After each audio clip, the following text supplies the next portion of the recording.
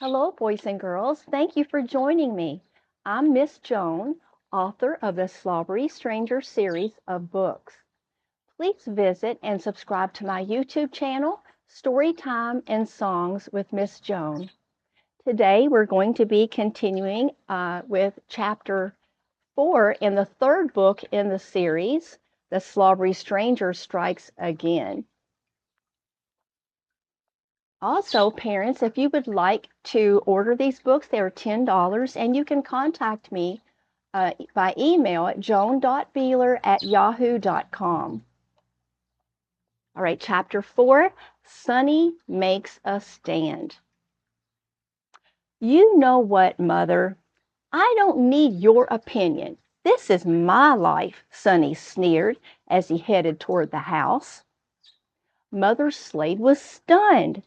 Sonny boy had never stood up to her like that before.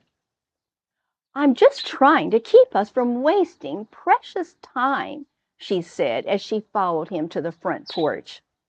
Our family's revenge on the town of Homestead should be our top priority.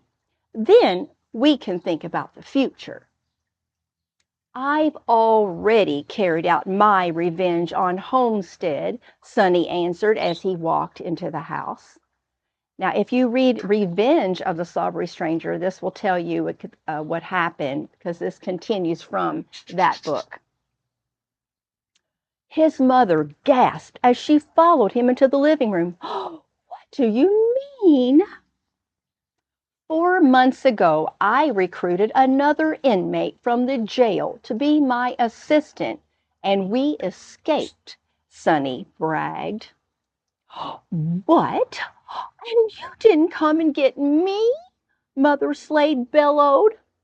There wasn't time, Sonny lied. I was going to help you escape after Clara May and I were settled at Grandpa Scrooge's cabin. What kind of revenge could you have taken on Homestead anyway?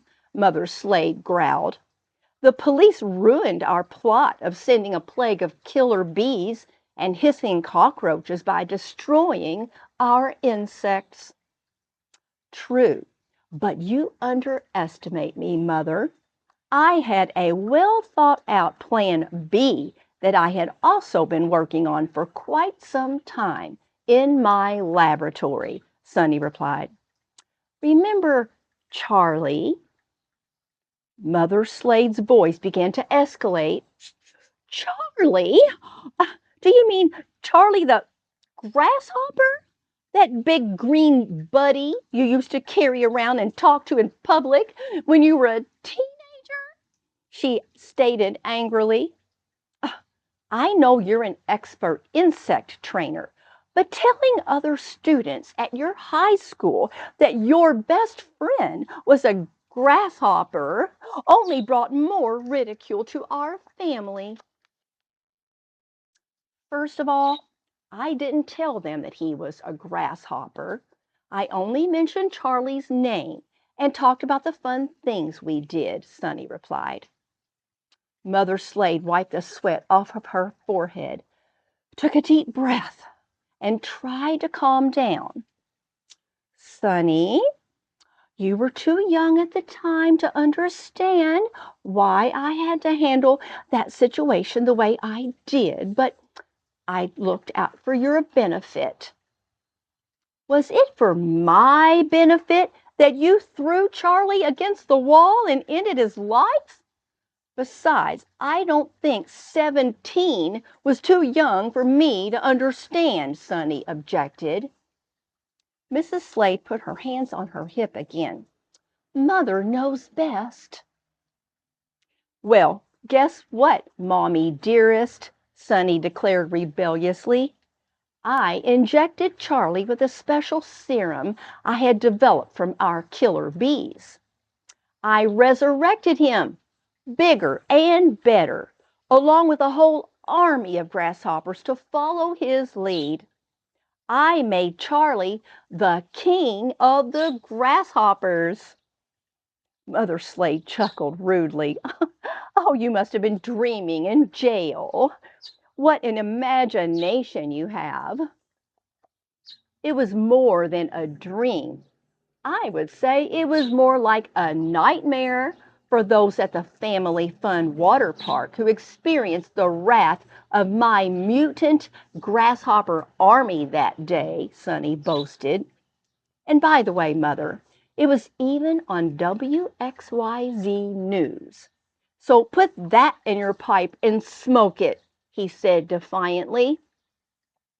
I don't smoke a pipe anymore, you rude, slobbering pipsqueak, Mother Slade insulted, lashed back. Sonny was insulted. He reached into his pocket, pulled out a hanky, and carefully blotted the side of his mouth with as much dignity as he could muster. He turned away from her and flipped his nose in the air, then walked toward the spiral staircase. I'm going to win that costume contest. Clara May and I will have a heart-to-heart talk. Then we'll get married and live happily ever after at Grandpa Scrooge's cabin. You can go with me or we can go our separate ways. It's your choice. Mother Slade was speechless.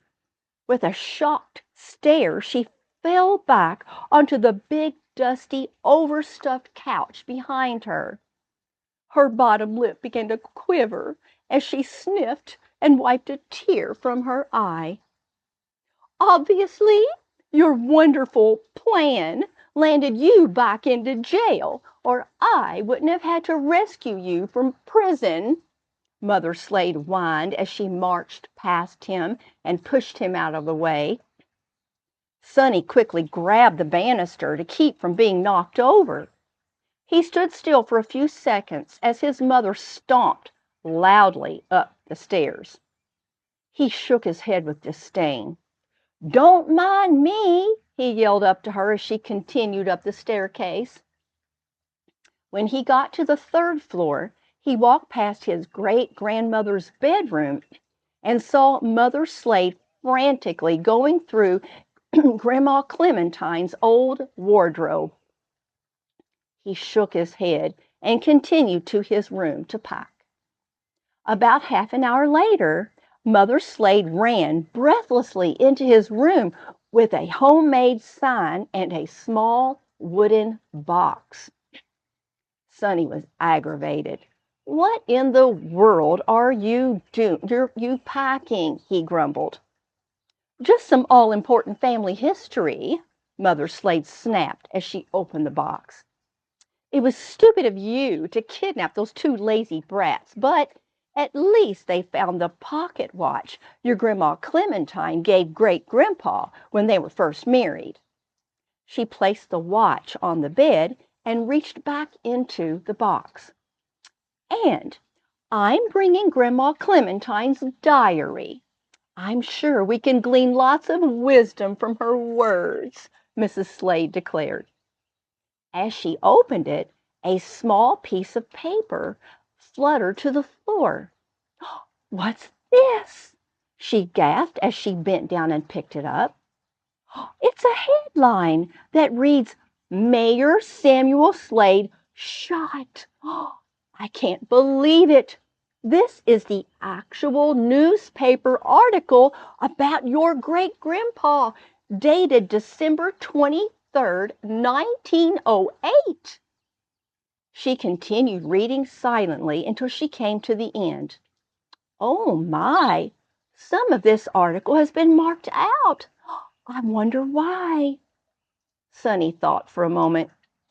Are you sure Grandma Clementine knew what she was talking about when she went around saying that Jim Bob Clayton shot Grandpa Slade?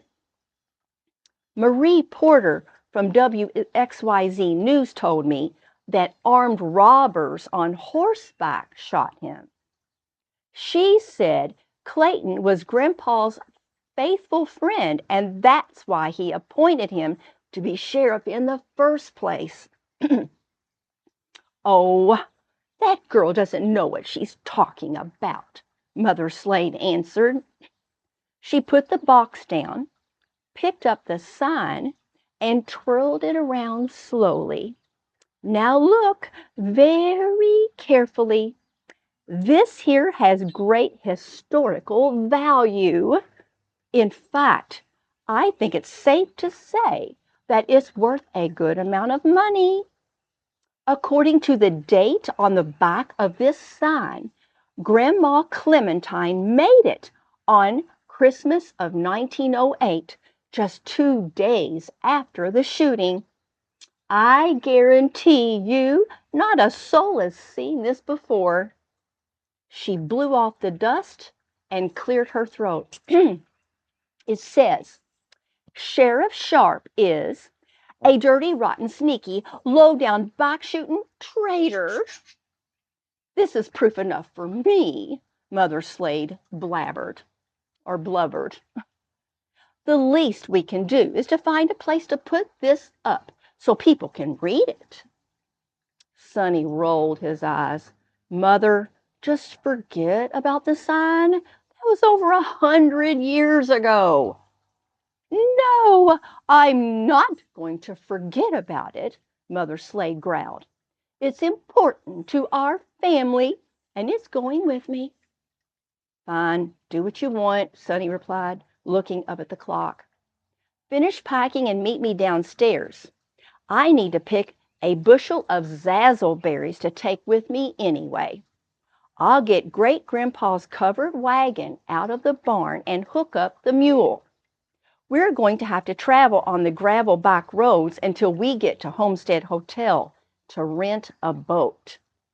Okay, and now for our reading comprehension questions. See how many of these that you can answer correctly.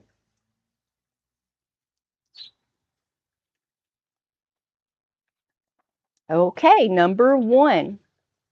Why do you think this chapter is called Sonny Makes a Stand? Okay, well, this chapter is called Sonny Makes a Stand because he stands up to his mother and makes the decision to go to Friendlyville to win over Clara May. Number 2, what was Mother Slade's reaction when Sonny told her he had already taken revenge on the town of Homestead with his army of mutant grasshoppers? Well, Mother Slade was shocked and upset when Sonny told her he had already taken revenge on Homestead. She couldn't believe he didn't help her escape too. Then she told him he must have been dreaming. Number 3. Who was Sonny's great-grandfather? Sonny's great-grandfather was Mayor Samuel Slade. Number 4. Why does Sonny think part of the newspaper article is marked out? Well, Marie Porter from WXYZ News told Sonny in our previous book, Revenge of the Slobbery Stranger, that armed robbers on horseback shot his great-grandfather. So he thinks that Grandma Clementine marked out some of the article. Last question, number 5. How are Sonny and Mother Slade going to get to Grandpa Scrooge's cabin? Well, Sonny and Mother Slade are going to get to Great-Grandpa's they're going to get his covered wagon out of the barn and hook up the mule. They will travel on the gravel back roads to Homestead Hotel and rent a boat to travel across Lake Getaway. Okay, so to find out more about Sonny's revenge on Homestead and the mutant grasshopper army, read the second book in the series, Revenge of the Slobbery Stranger. Each of these books continues where the last book left off. Okay, I hope you can join me next time for Chapter 5, Getting Ready for School.